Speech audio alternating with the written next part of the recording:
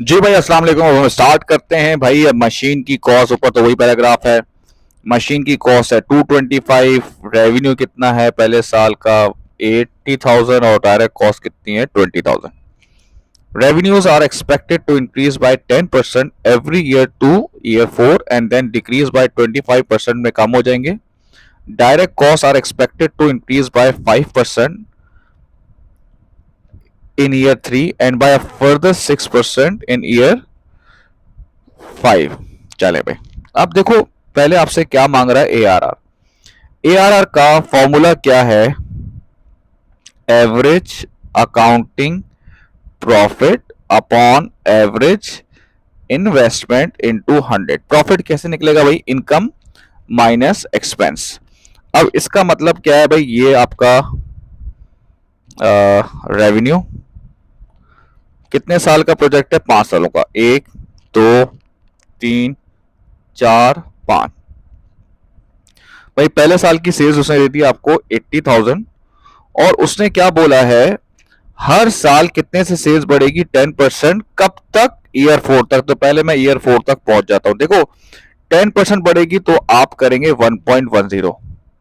20% अगर बढ़ती तो आप करते 1.20। 30% बढ़ेगी तो करेंगे 1.30।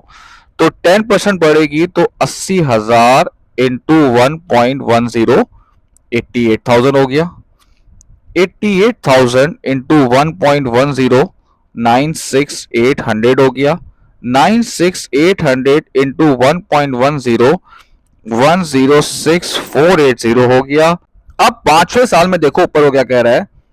Then decrease by 25% in year 5। देखो हर चीज होती है 1। तो अगर 25% कम हो जाएगा तो अगर 1 में से आप 25 निकाल लेंगे तो उसका मतलब है 0.75 हो गया। ठीक है ना? तो पांचवें साल में वो कह रहा है कि 25% से कम हो गया। इसका मतलब क्या है? वो 75% रेवेन्यू रह गया जो आ रहा है 79860। अब इसकी डायरेक्ट कॉस्ट की बात करते हैं। डायरेक्ट कॉस्ट देखो पहले तो आपको दी हुई है 20,000। अब वो क्या कह रहा है? Direct cost are expected to increase by 5% in year 3। इसका मतलब है ईयर 2 में सेम रहेगी। हाँ, ईयर 3 में क्या कह रहा है? कितने परसेंट से बढ़ेगी? 5%। तो आप करेंगे 1.05। तो ये आ रहा है आपके पास 21,000। और फर्दर 6% बढ़ेगी ईयर 5 में। इसका मतलब है ईयर 4 में सेम रहेगी। और ईयर 5 में कितने परसेंट से बढ़ेगी? 6%। तो मैं करूंगा 1.06। ये आ रहा है आपके पास 2260। ठीक है भाई। तो और तो कोई एक्सपेंस नहीं है। तो ये आपके पास आ गया प्रॉफिट। इसको इसमें से रेवेन्यू को डायरेक्ट कॉस्ट में से माइनस करेंगे तो प्रॉफिट आ जाएगा आपके पास 60,000। इसका आ रहा है 68,000। तीसरे का 75,800।